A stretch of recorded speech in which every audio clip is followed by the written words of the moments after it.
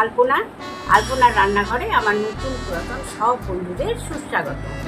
আর আমি কি সেই রেসিপি নিয়ে এসেছি বা কেমন ভিডিও করছি আমি কিছুই বলবো না বন্ধুদের, সরাসরি ভিডিওটি দেখলেই বোঝা যাবে। হ্যাঁ, আর একটা কথা বন্ধুরা, আমার ফেসবুক পেজ আছে আলপনার রান্নাঘর বলে, অবশ্যই ফলো করে দেবে বন্ধুরা। সব বন্ধুদের কাছে আমার অনুরোধ, আমার ফেসবুক পেজটি ফলো করে দেবে। আর নতুন বন্ধুরা আমার ইউটিউব চ্যানেলটি সাবস্ক্রাইব করে বেল বটন অল করে আর আমাকে অবশ্যই কমেন্ট করবে আর একটা করে লাইক দিতে কিন্তু ভুলো না বন্ধুরা। তাহলে সরাসরি আসা যাক। তালের সময় আমার তা তো হয় না, এই দুটো তাল নিয়েছি আমি। এটার এখন পিউরি বের করব। আমি একটা প্লাস্টিকের এই সব ঝুড়িতে একটু তলায় বাটি দিয়ে করে নেব, অতটা দেখানো তো সম্ভব হবে না। তো আমি একেবারে এর পিউরিটা বের করে নিই, তারপরে আর যদি সম্ভব হয় তাহলে একটু দেখাবো। ঠিক আছে, ছাড়িয়ে নিয়েছি খোসাগুলো। এই যে এইভাবে খোসাগুলো বেরোয়, আমি একটুখানি দেখিয়ে দিচ্ছি। এই যে এইভাবে টেনে নিতে গেলে পরে খোসাটা সুন্দর এই ছাড়িয়ে চলে যায়, খুব সুন্দর সহজে খুব ভালোভাবে হয়ে যায়। এই ঝুড়িগুলো প্রত্যেকের বাড়িতেই থাকে, এটা না থাকা হয় না। এতে কিন্তু খুব সুন্দর তালের পিউরিটা বেরিয়ে আসে। এই যে একটু আমি দেখিয়ে দিচ্ছি, এই যে তলাটা কেমন এসছে, আর এই যে খুব সহজে হয়। আর তালটা বেশ ভালো পাকা, সহজেই আমার ঘষা হয়ে গেছে। ছোট ছোট করে আটি বের করে নিয়েছি, দুটো তালে 4টে আটি। হ্যাঁ, আর এই যে এটা যখন আমার অনেকটা হয়ে গেল তখন এর তলায় কিন্তু একটা বাটি বসিয়ে দিয়েছি। হ্যাঁ, তা না হলে পরে এটা ডুবে গেলে না রসটা ঠিক বেরোবে না, তার জন্য তলায় একটা বাটি দিয়ে দিয়েছি। গোপাল আমার এই জন্মাষ্টমীতে পুজোর জন্য করা যায়, কারণ আমি কোনো নুন ব্যবহার করব না। একটু এই যে ময়দা, আমি গণেশ ময়দা নিয়েছি, একটু সামান্য করে আমি এটা মিক্স করব। আর এই যে এই ব্রেড নিয়েছি, এইটাকে আমি একদম 2 হাতে ভালো করে গুঁড়ো করে দেব। এইটাতে না একটু মুচমুচে হয়, নিজে মেখে নেওয়ার পরে একদম ঠিক হয়ে যাবে। মিক্সিতে বা এতে গুঁড়ো করার কোনো দরকার নেই। এইভাবে গুঁড়ো করে দিলেই ব্যাস সুন্দর হয়ে যায়।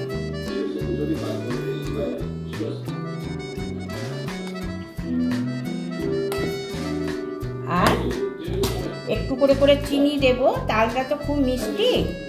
এই বাটির 1 বাটি নিয়েছি, জানি না সম্পূর্ণ লাগবে কিনা। মিষ্টিটা সম্পূর্ণ নিজেদের ওপর নির্ভর করছে বন্ধুরা।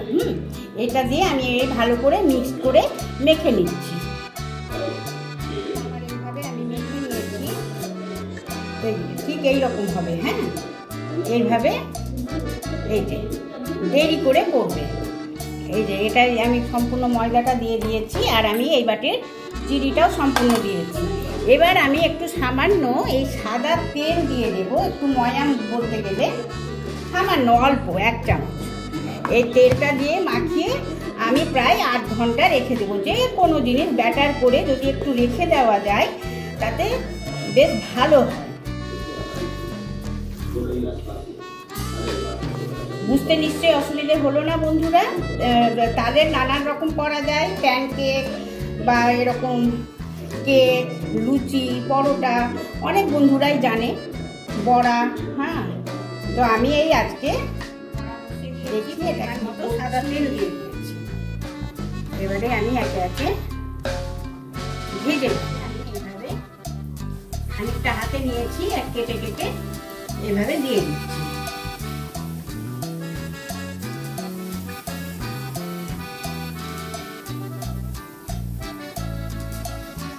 তেলটা তাতিয়ে নিয়ে আমি ফ্লেমটা না সিম করে দিয়েছি, একেবারে সিম করে দিয়েছি ফ্লেমটা হয়ে উঠেছে। এবার আমি পাল্টে দিলাম, আর আমি গ্যাসটা সিম করেই রেখেছি।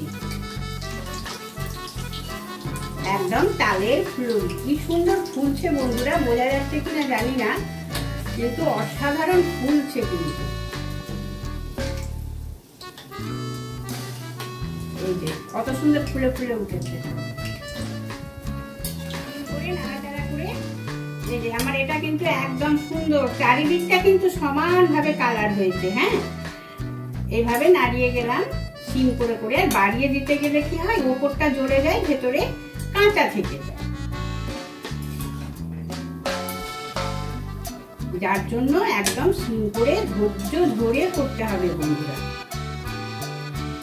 এবার এটাকে আমি এইভাবে তেল ঝরিয়ে ঝরিয়ে নামিয়ে নেব, এইভাবে নামিয়ে নেব। এই যে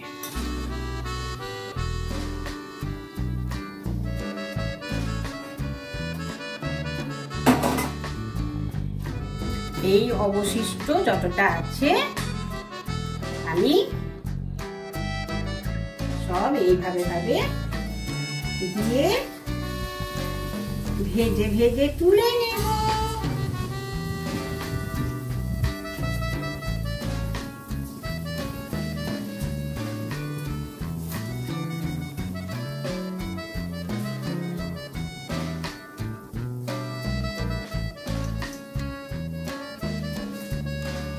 কোনো সময় লো থেকে একটুখানি বাড়িয়ে দিতে পারা যাবে, কিন্তু হাই ফ্লেম করা যাবে না বন্ধুরা। হাই ফ্লেম করলে পরে কিন্তু একদম জ্বলে জ্বলে যাবে, উপরটা ভেতরটা কাঁচা থেকে যাবে।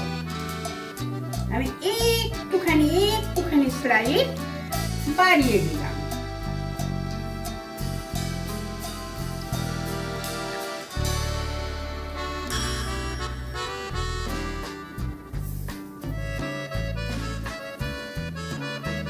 এইভাবে ঠিক এক সাইডটা হবে।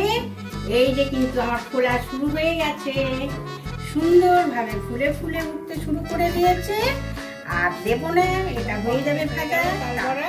কেমন লাগলো অবশ্যই বলবে বন্ধুরা। আর একদম এই যে মুচমুচে, একদম মুচমুচে সুন্দর তালের বড়া।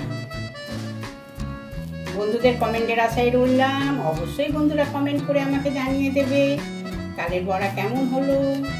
বন্ধুরা শুধু দেখে নয়, খেয়ে নাও ঝটপট। আমি বাড়িয়ে দিচ্ছি হাত, একদম বাড়িয়ে দিলাম, ঝটপট খেয়ে নাও। আজকের মতন আসি, বাই, টাটা।